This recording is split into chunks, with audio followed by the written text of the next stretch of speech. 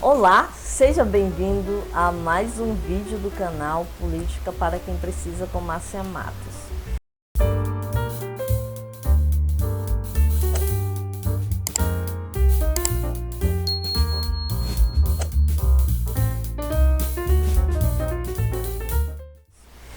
E no vídeo de hoje nós vamos falar sobre o fantasma do comunismo, esse bicho pré-histórico que sempre ressuscita em períodos de eleição. Mas afinal, por que ele é pré-histórico e por que esse medo todo do comunismo? Porque esse monstro que amedronta parte significativa da população é mais antigo que o cinismo de achar que uma ideologia vai comer criancinhas, fechar igrejas, cortar sua língua e acabar com os falsos moralistas, defensores de pautas que você é obrigado a seguir, mas eles não. E para começar o nosso assunto, inevitavelmente nós vamos voltar na história da humanidade. A história se divide em AC e DC. Nós vamos voltar principalmente ao período do Êxodo, quando a humanidade viveu um dos piores períodos sob o regime de escravidão, abre aspas para minha opinião. Eu definiria como o imperialismo humano versus o poder divino e a escravidão versus a liberdade. Pois bem, o povo daquela época vivia em um regime centralizado nas mãos de um único homem, cujas atribuições eram de um Deus na terra. E nessa guerra entre o homem versus Deus, você já sabe quem venceu, né? Pois então, o êxodo é a partida, a saída e o fim desse regime centralizado na mão de um único homem, cujas atribuições eram de um Deus na terra. Os relatos de como viviam esses povos eram tão cruel que comoveu Deus no céu, que enviou um líder para libertá-los. Depois de libertar o povo, começou ali um novo modelo de organização de uma sociedade, né? Como haviam milhares de pessoas, Moisés foi incumbido de contar o povo, dividi-los em grupos e escolher um representante para cuidar de cada um desses grupos. Então, eles eram os responsáveis por levar para Moisés as causas, né, e as necessidades de cada um desses grupos. O que levou também à criação de normas, que são conhecidas hoje como os 10 Mandamentos. Mas como em toda vida em sociedade, existem os informados, os cínicos e os apedeutas, que surgem para impor a discórdia, a crítica e a oposição às normas, com a apresentação de soluções das mais horrorosas. Não estou falando de agora, Ainda estou falando do povo que saiu do Egito. Uma boa parte desse povo se deixou levar pelas mentiras ou pelas fake news desse grupinho insatisfeito que os convenceu de que Moisés não iria mais voltar. E foram convencidos a construir um bezerro de ouro para adorar. Mas essa não foi a única vez que esse grupo apareceu. Mais tarde, outro grupo, no período do profeta Samuel, influencia o povo para pedir a volta do governo soberano de um rei, de um governo centralizado de novo na mão de um homem. E isso novamente deixou Deus irritado, né? Será que vocês não aprenderam? Eu vos tirei das mãos do homem, vocês querem voltar para lá? Olha, qualquer semelhança não é mera coincidência. A história, ela se repete, então não vai ser nenhuma novidade eu falar para você que no período DC, depois de Cristo, que o povo vivia sob opressão novamente. Só que dessa vez não sobre a opressão da escravidão, mas sim sobre a opressão das altas cargas de impostos cobrados sobre o povo.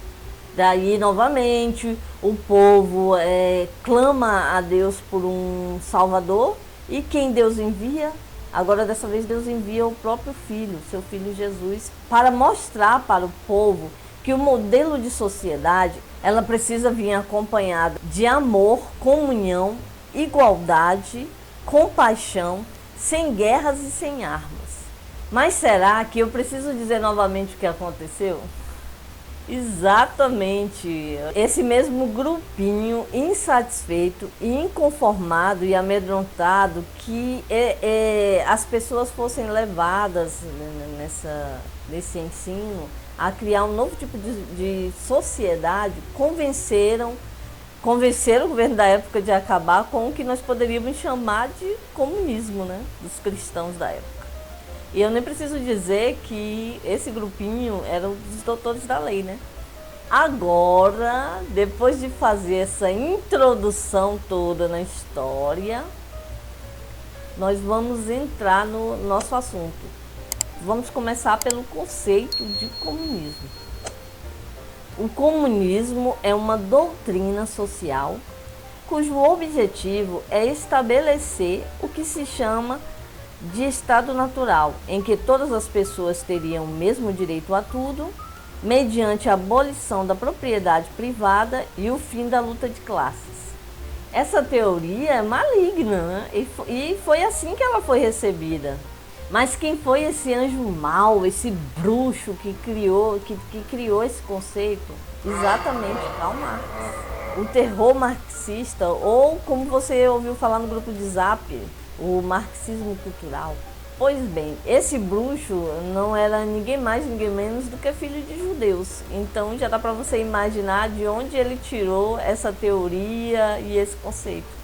Até porque não foi uma teoria defendida apenas por Karl Marx, viu? Existem outros pensadores que também defendiam essa teoria.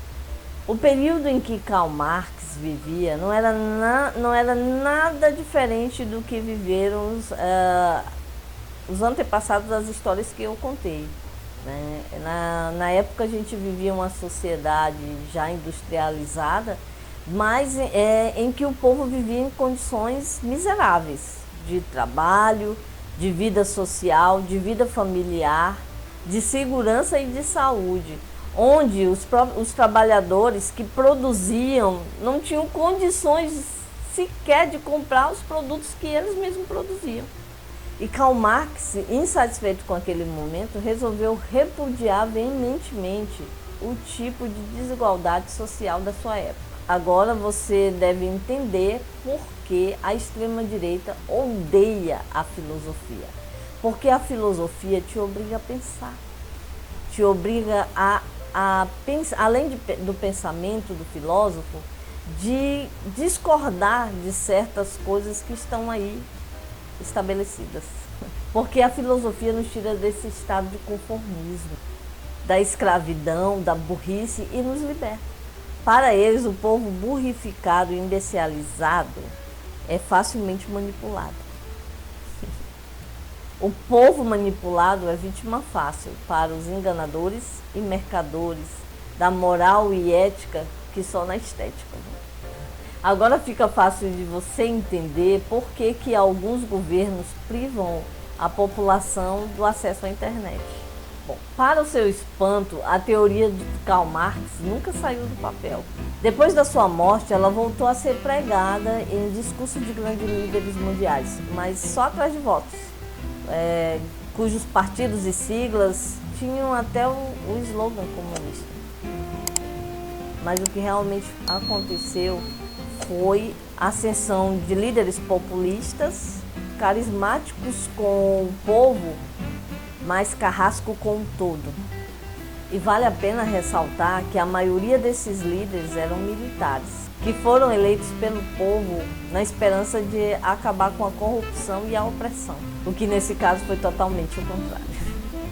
A teoria comunista nunca resistiu ao sistema capitalista, acostumado com as regalias. No Brasil, eu selecionei 2 casos do período do Brasil Colônia, que é o caso dos jesuítas, né, que criaram a Companhia de Jesus, e do líder religioso Antônio Conselheiro, que foi o fundador de Canudos. Esses dois fatos têm duas coisas parecidas, não é? Que os jesuítas, na verdade, eles chegaram no Brasil para convencer os índios de que eles estavam sendo escravizados. E que, por causa dessa escravidão, eles viviam em situações precárias, né? De completo extermínio. Então, os jesuítas criaram as Companhias de Jesus e ali nessa Companhia de Jesus, além de catequizar, evangelizar esses povos, eles também ensinavam eles a se defender, né, da opressão dos senhores que os escravizavam. E o líder Antônio Conselheiro também, fundador de Canudos, também era um líder religioso, né, que juntou ali uma comparação assim, bem lógica, juntou assim, um grupo de pessoas, começou a falar sobre religião, e ali eles estavam começando a formar uma sociedade igualitária, de comunhão. Então ali eles dividiam os bens que eles tinham, eles dividiam os bens que tinham, o que plantavam, o que caçavam, o que criavam. Então, a mesma coisa com os jesuítas. O que aconteceu? O governo da época acabou com esses dois regimes. Os jesuítas, por exemplo, eles foram expulsos do Brasil, não é? E foram substituídos pelo que nós conhecemos, que são os franciscanos. E o Antônio Conselheiro, Canudos, você já deve ter ouvido falar da Guerra de Canudos, né? O governo da época enviou para lá um exército militar que destruiu Canudos, né, de forma que foi um massacre horrível. Eles resistiram até quando puderam, né, porque eles, além de ter sido ensinados a serem livres, eles também eram ensinados a se defender. Então eles resistiram enquanto puderam, mas eles foram brutalmente assassinados. Então foi uma parte triste da nossa história. Mas a história não para só por aí. Depois desses episódios, a gente teve vários outros que continuamente se repetia a volta, o medo do comunismo, né? Para as pessoas ficarem com medo de um regime que nunca existiu. Então a gente vê alguns governos que eu selecionei aqui, certamente existem outros. Mas alguns governos como o de Getúlio Vargas, o chamado pai dos pobres, né, que a gente teve a criação da Petrobras, da CLT. Então era um governo que necessariamente no início ele era um pouco ditatorial, mas no segundo momento ele se voltou praticamente no bem-estar social. Então, por isso ele era muito querido pelo povo, principalmente pela classe pobre. E esse governo era chamado de comunista. Então, para você ver. Depois nós temos a história do Jango, que também foi outro governo que também era voltado para o lado social. E numa de seus comícios, só porque ele falou em pautar a reforma agrária, ele foi taxado de governo comunista. Quando ele voltou os olhos para o povo, para o social, ele foi duramente atacado, foi perseguido e derrubado, como se fosse ali transformar o Brasil num Estado comunista. E depois a gente tem também um dos melhores governos que o Brasil já teve, que foi o JK. Ele era um médico, ele não queria entrar na política, mas de repente, por ver como a situação do país era vivida naquela época, ele entrou e ganhou a presidência, porque ele era muito querido pelo povo. Ele construiu Brasília e depois da construção de Brasília, o Juscelino Kubitschek, ele tinha um projeto de construir uma cidade, além de construir uma cidade planejada para os ricos, também para os pobres. E daí, Juscelino Kubitschek duramente foi impedido de voltar ao governo no segundo mandato. O que acabou ocorrendo foi um acidente trágico que tirou a vida do Juscelino Kubitschek. Depois da gente viajar na história, pegar o conceito do comunismo, trazer para vocês, explicar de forma categórica que todas as vezes que nós temos um governo que é voltado para o bem-estar social, acontece dos seus inimigos ressuscitarem o monstro do comunismo. Esse medo de que a pessoa tem, de que nós vamos ser censurados, vamos ser impedidos das nossas liberdades. E você que viveu a virada do século, você deve lembrar, né, que dos anos 1999 a 2000, seria da virada de 99 a 2000 seria o fim do mundo, né? Você deve lembrar disso, não? Não lembra? Pois é, naquele período a gente tinha a assombração de que a gente não passaria de 1999 para o ano 2000, porque seria ali o fim do mundo. Então, praticamente, na virada do ano daquele dia, muitas pessoas se despediram porque tinham a plena certeza de que nós não voltaríamos no dia 1º de janeiro de 2000. Então, se você é desse período de 2000 para cá, você sabe que nós vivemos uma mudança de governo já a partir de 2002 e nós vivemos sobre o período, e nós vivemos sob o regime desse mesmo governo até 2014. Então, se durante esse período você deve ter visto, né? Você viu o fechamento de alguma igreja, você viu a proibição de algum livre pensamento, de manifestação de pensamento, você viu alguma forma de censura?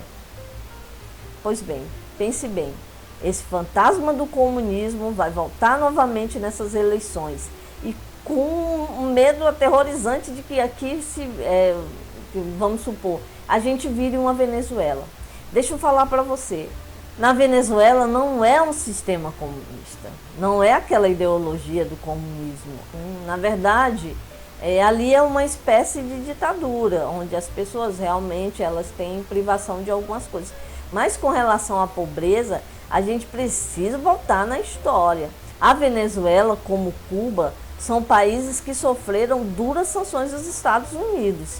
Então, o povo comercializa o que eles têm, ali entre eles e poucos países que negociam com eles, normalmente os vizinhos. Então, eles realmente têm uma necessidade de ter mais recursos, de ter mais dinheiro, sim, realmente. Mas, se não fossem as sanções dos Estados Unidos, as coisas seriam melhores para eles, para esses países. Nós temos que acabar com esse medo. Não tenha medo, porque, na verdade, o comunismo nunca saiu do papel.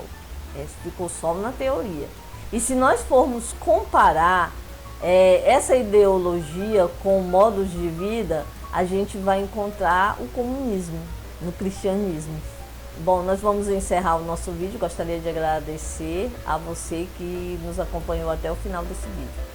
Fica na paz e não tenha medo.